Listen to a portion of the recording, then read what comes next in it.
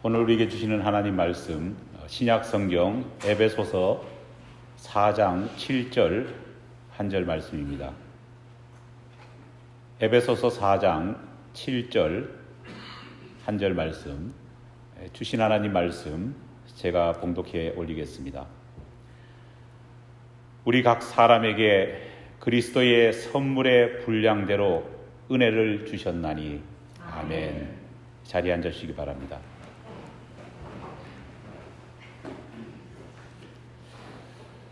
구약성경 민수기 11장에 기록되어 있는 사건을 이 시간 먼저 여러분들과 함께 묵상해보고자 합니다. 그날은 이스라엘 백성들이 1년간 머물던 시내산 아래에서 출발해 다시 목적지인 가나안을 향해 출발한 지 며칠 되지 않았던 그런 때였습니다. 이스라엘 사람들의 마음속에는 아직도 시내산 아래에서 하나님께서 주셨던 그 놀라운 은혜의 감격이 사라지지 않았을 것입니다. 왜냐하면 그들은 시내산 아래에서 지내는 동안 하나님으로부터 직접 십계명을 받았기 때문입니다. 게다가 모세가 이 십계명 돌판을 가지고 시내산 정상에서 내려왔을 때 백성 모두는 하나님께서 그들 가운데 임재하고 계시는구나, 그것을 똑똑히 목격했습니다. 여러분, 얼마나 감격스러웠겠습니까? 만약 우리가 드리는 이 예배당이 하나님의 임재로 정말 보일 만큼 가득 찼다면요, 우리의 감격이 얼마나 컸겠습니까? 하지만 이스라엘 백성들은 이 감격의 모습, 이 기쁨의 모습이 불과 며칠 사이에 불평과 불만으로 바뀌고 말았습니다. 한번 시작된 불평은 점점 커져갔습니다. 마치 들불처럼 번져서 온 회중을 휘감았습니다. 백성들은 지도자 모세를 향해 거칠게 불만을 쏟아냈습니다. 모세는 그야말로 백성들이 쏟아내는 원망이라고 하는 이 배설물을 받아내는 화장실 같은 그런 처지가 되었습니다. 더 기가 막힌 것은요, 이스라엘 백성들이 모세를 향해서 이렇게 공격하자 이스라엘 백성들과 함께 애굽을 탈출할 때 같이 나왔던 이방인들까지 그 불평의 대열에 합류했다는 겁니다. 그대로 보고 배운 것입니다. 남자들은 매일매일 불평하기 위해서 모세를 찾아갔고, 남겨진 가족들은 자신들의 장막문 앞에 앉아서 단체로 울었습니다. 그런데 이들이 불평하는 이유가 대단히 황당합니다. 민족 전체를 불만의 도가니로 몰아넣었던 그 이유가 다름 아니라 고기가 먹고 싶다는 거였습니다. 출애굽 이후 매일 만나 부스러기나 먹으니까 이제는 속에서 신물이 나온다는 겁니다. 그러니 애굽에 살 때처럼 고기 좀 먹어보자는 겁니다. 심지어 남자들은요, 서로를 향해서 고기를 못 먹으니까 정력이 약해졌다, 실제로 성경에 나오는 대목입니다. 그렇게 모세를 몰아세웠습니다. 풀 한 폭이 나무 한 그루 제대로 자라지 않는 광야에서 고기를 달라니, 여러분, 이것보다 더 생떼가 어디 있겠습니까? 그들은 마치 어린 아이처럼 막무가내로 고기 달라고 외칩니다. 매일매일 백성들의 이런 불만을 받아내야 했던 모세의 그 심정이 어떠했겠습니까? 어머니의 젖이 말랐는데 젖돌라고 떼쓰는 아이를 바라보는 그런 심정 아니겠습니까? 기껏 애굽의 압제에서 해방시켜줬더니만은 감사하기는커녕 매일매일 하나님을 향해서 원망하는 모습, 하나님이 주시는 은혜의 만나를 먹으면서 이제는 맛없다고 투정하는 그 모습을 바라보시는 하나님의 심정은 또 어떠했을까요? 민수기 11장 13절로 14절 말씀을 보면은요, 견디다 못한 모세는 하나님께 이렇게 말합니다. 이 모든 백성에게 줄 고기를 내가 어디서 얻으리까? 그럼 무슨 말입니까? 하나님, 저렇게 고기 먹고 싶어서 맨날 와서 고기 달라고 하는데 내가 이 모든 백성에게 줄 고기를 어디서 얻겠습니까? 정말 자기 살을 뜯어서라도 주고 싶은 마음 아니겠습니까? 또 말합니다. 책임이 숨이 중하여 나 혼자는 이 모든 백성을 질 수 없나이다. 우리 흔히 하는 말로 감당이 불감당이. 도저히 나 혼자 백성들의 불만을 해결할 수 없다는 겁니다. 모세의 괴로움이 절절하게 느껴지는 그런 기도의 한 대목이 아닐 수 없습니다. 이 같은 상황 속에서 하나님께서 모세에게 알려준 해결 방법이 여러분 무엇입니까? 바로 70인 장로를 세우는 것입니다. 이렇게 세워진 직분자 70명의 장로님을 통해서 이 문제가 해결되기 시작했습니다. 직분을 받은 이 70명의 장로님들이 그 다음 날로부터 한 것이 여러분 무엇인지 아십니까? 첫 번째, 장로님들 자기 입에서 먼저 불평과 불만을 끊어버렸습니다. 뒤이어 백성들이 불평, 불만할 때 그것을 멈추도록 장로님들이 설득했습니다. 그 다음 장로님들이 한 일이 뭐냐?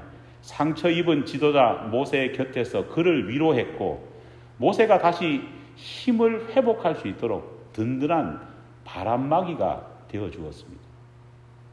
하나님의 말씀을 대언해야 하는 이 모세가 백성들이 뿜어내는 그 원망 때문에 말씀 준비도 제대로 못하고 기도하는 것도 방해가 되니까 70인 장로님들이 그 모든 것을 자기가 먼저 받음을 통해 가지고 모세가 해를 입지 않도록 보호해 준 것입니다. 이렇게 하자 놀라운 일이 벌어졌습니다. 하늘에서 하나님께서 고기를 쏟아 부어주신 겁니다. 뭡니까? 어느 날 메추라기가 자기 발로 날아와서 이스라엘 장막 앞에 떨어졌습니다. 여러분, 여기서 중요한 것이 있습니다. 모세를 돕던 장로님들도 원망의 이유가 되었던 고기를 스스로 만들어낼 능력은 없었습니다. 그렇잖아요. 하나님이 아닌데. 그렇게 할 능력도 그렇게 할 힘도 모세도 장로님들에게도 없었습니다. 하지만 직분자가 목회자 곁에서 목회자를 돕기 시작했을 때 하나님께서는 하나님의 방법으로 문제를 해결해 주셨다는 사실을 우리는 기억해야 합니다. 바로 이것이 구약 성경이 말하는 직분자가 처음 세워진 배경입니다. 마가의 다락방에서 세워진 예루살렘 교회는 하나님이 주시는 기적과 표적과 이적 아래 날마다 성장해 왔습니다. 그런데 이렇게 성장하자 이렇게 은혜로운 상황 속에서 이해하지 못할 일들이 교회에 벌어지기 시작했습니다. 교회가 성장하자 교회 내에 파벌이 생긴 겁니다. 계속 유대 땅에 거주하고 있던 히브리파 유대 교인들과 또 헬라 지역에서 살다가 귀국을 한 이 헬라파 유대인들 사이에 알력이 생긴 겁니다. 그런데 흥미로운 것은 이 알력의 핵심이 또 뭐냐? 이번에도 갈등의 도화선은 먹는 문제였습니다. 이 참 치사하지요. 당시 초대교회 교인들은 예배를 드린 이후에 함께 공동 식사를 우리처럼 했습니다. 그런데 이때 히브리파 유대인들이 텃세를 부립니다. 음식을 먼저 누구에게 먼저 나눠주느냐? 히브리파 유대인들에게 먼저 나누어 줍니다. 그리고는 히브리파 유대인들이 음식을 다 챙긴 다음에 헬라파 유대인에게 남은 음식을 던져줬습니다. 이때 특히 음식이 절실하게 필요했던 가난한 과부들 사이에 다툼이 본격화되기 시작했습니다. 여러분, 교회를 이끌던 이 제자들이 얼마나 머리가 아팠겠습니까? 예수님께서는 뭐라고 말씀하셨습니까? 사람이 떡으로만 살지 말고 하나님의 말씀으로 살아라. 믿습니까? 그런데 예배를 통해서 하나님이 주시는 영적인 말씀을 잔뜩 먹은 후에 교인들이 예배 끝난 다음에 사람의 떡 때문에 서로 많이 먹겠다고 언성을 높이고 싸우니 이 제자들의 심정이 아마 말이 아니었을 겁니다. 이때도 하나님께서 제자들에게, 사도들에게 주신 해결의 지혜가 뭡니까? 직분자를 세우는 것이었습니다. 성경에 자세히 기록되어 있지 않지만 분명 히브리파 교인도 헬라파 교인들도 매일매일 사도를 찾아가서요, 서로 상대를 헐뜯으면서 불평불만을 쏟아냈을 겁니다. 모세처럼 사도들도 교인들의 불평과 불만을 받아내는 정말 화장실 같은 그런 존재가 되었을 겁니다. 얼마나 심했으면은 말씀을 준비하고 전하는 일에 방해가 되었다고 말했겠습니까? 얼마나 감정적으로 탈진되었으면은 사도들이 기도가 안 된다고 했겠습니까? 그래서 하나님께서 주시는 지혜를 통해서 그들이 해결책을 낸 것이 바로 7명의 집사를 세워 그 문제를 해결하는 것이었습니다. 세워진 7명의 이 집사들이 임직을 받은 다음 날부터 여러분 무엇을 했겠습니까? 똑같습니다. 서로 임직받기 전에, 직분자가 되기 전에는 서로 상대편에 서서 헐뜯고 불명하던 그들의 입을 먼저 닫았습니다. 두 번째로는 이제는 자신이 불평과 불만을 쏟아내야 되는 사람이 아니라 오히려 반대로 성도들의 불만을 해결해 주는 주체가 되어야 된다는 사실을 깨달은 것입니다. 불만을 가득 안고 오는 교인들을 만나서 그들을 위로하고 때로는 훈계했습니다. 나눌 음식이 진짜 부족하면은요, 이 문제를 해결하기 위해서 7 집사들은 스스로 자신의 소유를 먼저 내놓아 그 문제를 해결하려 했습니다. 또 공정한 분배가 이루어지도록 그들이 음식을 교인들에게 잘 나누어 주는 수고를 했을 겁니다. 여러분, 이것이 신약 성경에 기록된 직분자가 탄생된 이야기입니다. 구약 성경과 신약 성경에서 최초의 직분자가 세워지는 이 두 이야기에는요, 공통점이 있습니다. 우리는 직분자를 세울 때 그 후보의 신앙이 어쩐지, 그 후보의 인격이 어떤지 거기에 관심을 가지지 않습니까? 그렇잖아요. 이 사람이 직분자가 되기에 합당한 신앙과 인격을 가지고 있는지 그거를 헤아립니다. 또 직분자가 될 후보가 되는 사람도 어떤 생각을 가질까요? 내가 과연 직분을 받을 만한 자격이 되느냐? 이 문제를 스스로에게 계속 질문합니다. 그리고 생각해 보면은 나는 받을 자격이 안 된다. 뭐 이렇게 포기하기도 하죠. 하지만 성경이 말하는 직분자, 이 직분자는요, 어떤 사람이 세워질 것이냐 그 문제보다는 성경은 직분자가 세워질 수밖에 없는 그 상황에 더 집중합니다.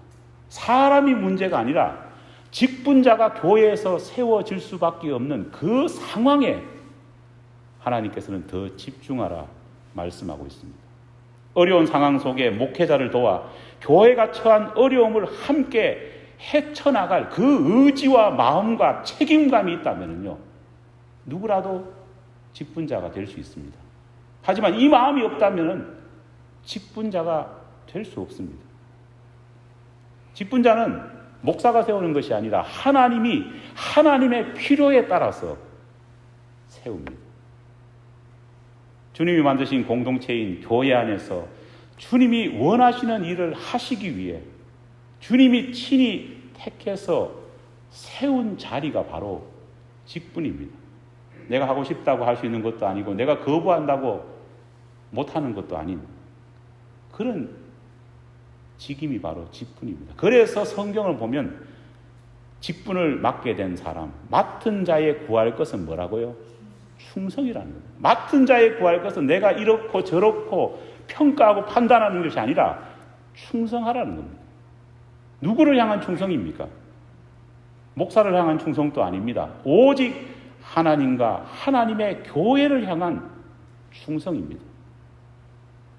오늘 본문 말씀은 바울이 옥중 서신 가운데 하나인 이 에베소서입니다. 그죠? 오늘 바울의 본문 말씀 에베소서 4장을 보면은요, 직분과 직분자에 대해서 자세하게 설명을 합니다. 사실은 이 에베소서가 기록될 당시 우리가 옥중 서신이니까 당연히 옥에 갇혔을 때 아닙니까? 그렇다고 보니까 이 사도 바울이 교회에서 목회하던 그 시절이 아닙니다. 로마의 이 어느 집에서 가택연금을 당해가지고 정말 오랫동안 옥에서 사는 것처럼 격리되어서 살아가고 있던 그런 때였습니다. 그런 상태에서 사도 바울이 에베소 교회에 편지를 쓰면서 직분과 직분자에 대해서 이야기를 한다. 이 조금 이상합니다. 안 맞는 것 같습니다. 그런 상황에서 왜 사도 바울은 에베소 교회에 편지를 보내면서 직분과 직분자에 대해서 이렇게 자세하게 강하게 그렇게 이야기했던 것일까요? 그 이유를 우리는 에베소서 4장 14절 말씀을 통해 짐작해 볼 수 있습니다. 제가 읽어보겠습니다. 이는 우리가 이제부터 어린 아이가 되지 아니하여. 무슨 말입니까? 에베소 교회 교인들의 신앙 수준, 인격 수준이 어린애 수준을 못 벗어났다는 겁니다. 당시 에베소 교회는 바울의 동역자요 제자인 디모데가 맡아서 목회를 하고 있었습니다. 에베소 교회는 바울이 개척해서 3년 동안이나 직접 목회를 했던 어떤 특별한 바울에게는 애정이 있던 교회입니다. 여러분들 기억하시지 않습니까? 사도 바울이 3차 선교 여행 이후에 로마 여행을 결심하고 사람들이 다 말리는데도 예루살렘으로 돌아가려고 했을 때에 그 많은 교회들 가운데에 하필이면 에베소 교회에 연락해서 그 교회 장로님을 밀레도에 불러가지고 거기서 서로 축복하고 권면하는 교제를 나누는 것을 보면요, 사도 바울과 에베소 교회의 관계는 참 특별하다, 그렇게 말할 수 있습니다. 그렇기 때문에 자신이 그렇게도 아끼던 애제자 디모데를 바로 이 에베소 교회에 자기 후임으로 파송한 겁니다. 이것만 봐도 얼마나 에베소 교회가 사도 바울에게 특별했겠습니까? 그런데 디모데가 목회를 시작한 지 얼마 되지 않아 바울은 이 디모데에게 편지로 조언을 합니다. 그 편지가 뭡니까? 디모데 전서, 디모데 후서입니다. 그런데 디모데 전서 5장 23절 말씀을 보면요, 이런 말씀이 있습니다. 제가 읽어보겠습니다. 이제부터는 물만 마시지 말고 내 위장과 자주 나는 병을 위하여 포도주를 조금씩 써라. 못된 성도님과 못된 목사님들은 이 구절을 보면서 포도주를 조금 마시는 건 괜찮다, 이렇게 주장하는 분들도 계십니다. 아닙니다, 여러분. 목회자 디모데가 만성병에 시달렸다는 것을 이 구절을 통해서 알 수 있습니다. 바울의 글을 보면은요, 디모데의 병이 위와 장과 관련된 병이라는 것을 알 수 있습니다. 문제는 이 병이 자주 재발하는 겁니다. 그렇기 때문에 사도 바울이 이제는 물만 마시지 말고 자주 나는 이 병을 다스리기 위해서 포도주라도 조금 써라고 그렇게 말하는 겁니다. 어린아이 수준을 벗어나지 못한 에베소 교회 교인들의 신앙 상태 때문에 디모데가 얼마나 스트레스를 받았으면요, 윗병이 걸렸겠습니까? 포도주를 조금 써라, 그렇게 권면한 이 사도 바울은요, 그 이후에 두 번째로 이 디모데에게 이런 권면을 합니다. 오늘 본문 말씀을 헬라어로 읽어보면 이렇습니다. 헤니데 헤카스토 헤몬 에디도데 헤 카리스 카타토 메트론 데스 토레아스투 크리스투. 여기서 눈여겨볼 부분이 있습니다. 우리말 성경에는 각 사람에게 그리스도의 선물의 분량대로 은혜를 주셨다라고 그렇게 번역되어 있는데, 이 분량대로 은혜를 하나님께서 에베소 교회 교인들에게 줬다, 그렇게 사도 바울은 디모데에게 강조합니다. 그런데 이 분량대로가 뭘까요? 여러분, 이 분량대로라는 것은요, 우리가 달란트 비율을 알 수 있지 않습니까? 여기 사람들이 앉아있지만 저나 여러분이 하나님께 받은 달란트는 다 다릅니다. 어떤 사람은 정말 달란트를 많이 받은 사람이 있지 않습니까? 어떤 사람은 상대적으로 나는 참 적게 받았는 것 같다, 그렇게 생각하는 사람도 있습니다. 그런데 기억할 것은요, 뭐대로 주셨다고요? 분량대로 주셨다는 겁니다. 여러분, 인생 살다 보면은요, 별의별 사람 다 있습니다. 너무 뛰어나가지고, 너무 재주가 많아가지고 예수 안 믿는 사람 정말 많습니다. 어떤 사람은요, 너무 무식하고 너무 재주가 없어가지고 정말 예수만 붙드는 사람도 있는 겁니다. 하나님께서는 분량대로 달란트를 주셨는데 그 분량을 제대로 사용하지 못하니까요, 이런 참담한 일이 벌어진 겁니다. 분량대로 주셨고 그 분량을 어떻게 사용하라? 은혜로 사용하라. 카리스. 그 단어를 오늘 본문에서 사도 바울은 말을 합니다. 여러분, 달란트를 주신 분이 누굽니까? 하나님이십니다. 달란트는 다 다릅니다. 중요한 것은요, 주인이 다시 왔을 때에 내가 받은 달란트 그만큼 내가 주인에게 돌려드릴 수 있는지를 주인은 계수한다고 했습니다. 5달란트 받은 사람은 5달란트의 역할을 해야 되고, 2달란트는 2달란트 역할을 하고, 1달란트 받았다고 남기는 것이 적다고 책망하지 않습니다. 열심히 했다면요, 충성을 다했다면은 하나님은 1달란트만 남겨도 만족하신다는 것을 달란트 비유를 통해서 우리에게 주는 것 아닙니까? 직분 역시도 그렇습니다. 직분에 선택받은 사람, 후보가 되는 사람은요, 다 달란트가 다릅니다. 획일화 시킬 수 없습니다. 우리는 자꾸 직분자가 무슨 스펙이 있어야 되고 어떤 능력이 있어야 되고 이걸 보는데, 하나님이 주신 달란트가 다 다른데 우리가 어떻게 판단하겠습니까? 중요한 것은 그 자신이 받은 달란트를 그가 은혜로 생각하고 충성할 마음이 있는지, 그것이 중요하다는 겁니다. 여러분, 우리 한국교회에서 교회 직분자를 부르는 명칭이 있습니다. 항존직이라고 하죠. 발음하기도 힘듭니다. 항존직. 이 항존직이 무슨 말입니까?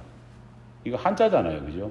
찾아보면은 항상 항자와 있을 존자, 그리고 직책을 의미하는 직자가 합쳐진 겁니다.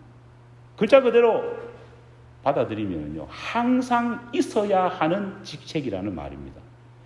이 말을 우리 한국교회 교인들은요, 잘못 알고 이상하게 사용합니다.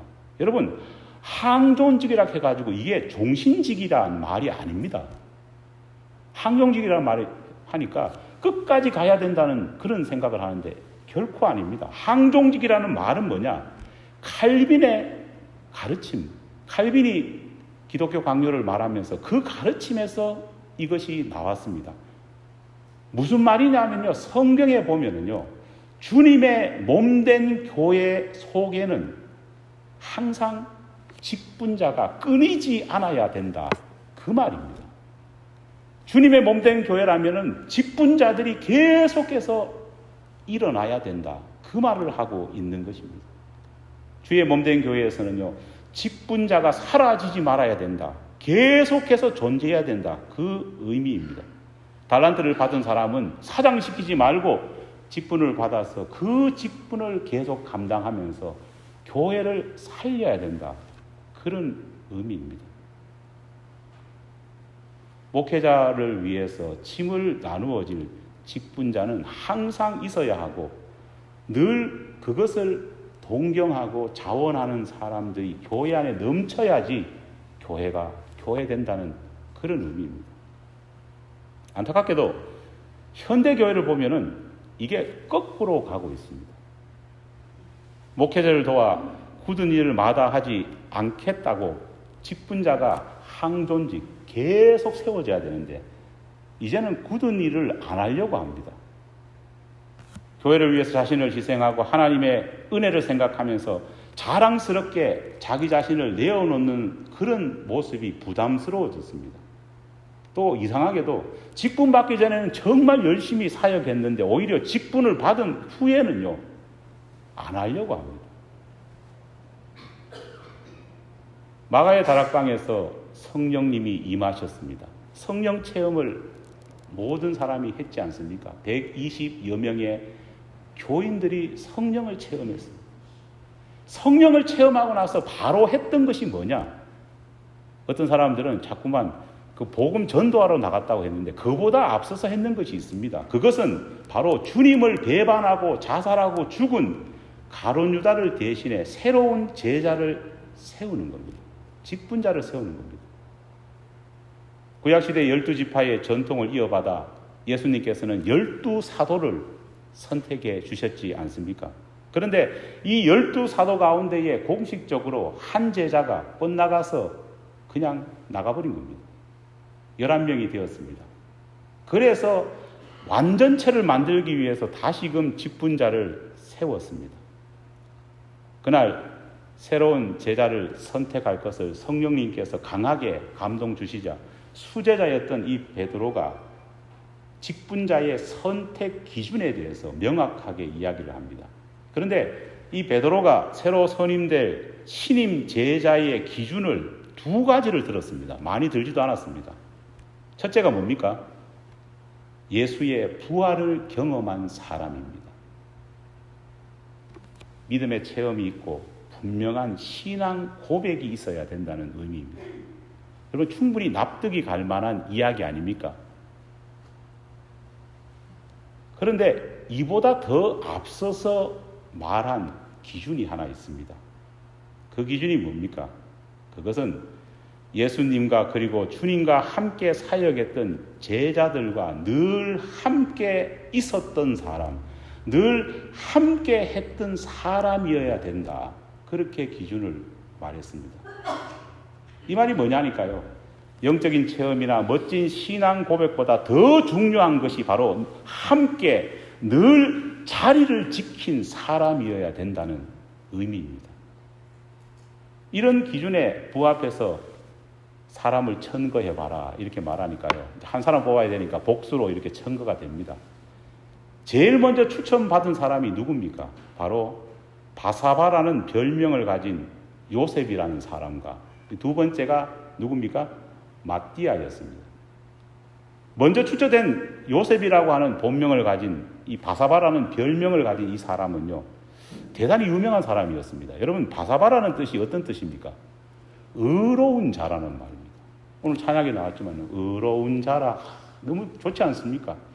이 별명을 볼 때 아마 요셉이라는 인물은 이 초대교회 안에서 의로운 사람이라 인정될 만큼 별명이 되었으니까 얼마나 인정되었겠습니까?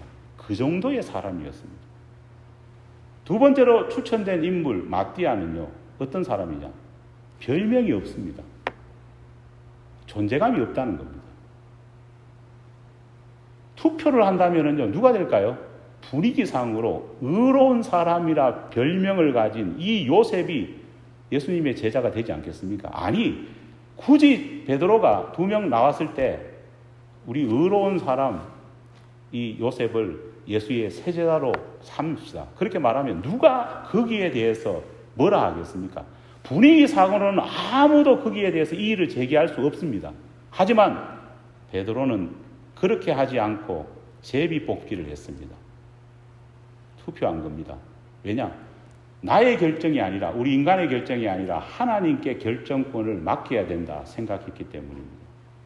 그런데 놀랍게도 그렇게 제비 뽑아서 새로운 제자로 선택된 사람이 누굽니까? 바사바라고 하는 요셉이 아니라 존재가 없는 마띠아가 선택받았습니다. 중요한 것은요, 낙선한 이 요셉도 하나님의 그 선택에 이의를 제기하지 않았습니다. 제자들 역시 마띠아를 그냥 새로운 제자로 공표합니다. 그리고 모두가 이 직분자가 선택된 것을 인정하고 기뻐합니다. 여러분, 왜 의로운 자 요셉이 아니라 무명의 마띠아가 제자로 선택되었을까요? 놀라운 것은요, 초대교회 이야기가 기록된 그 사도행전이나 사도 바울의 글을 보면은요, 이후에 12제자의 한 사람으로 충원된 이 마띠아에 대한 이야기가 단 한 줄도 성경에 기록되어 있지 않습니다. 베드로나 요한처럼 눈부신 일을 안 했다는 겁니다.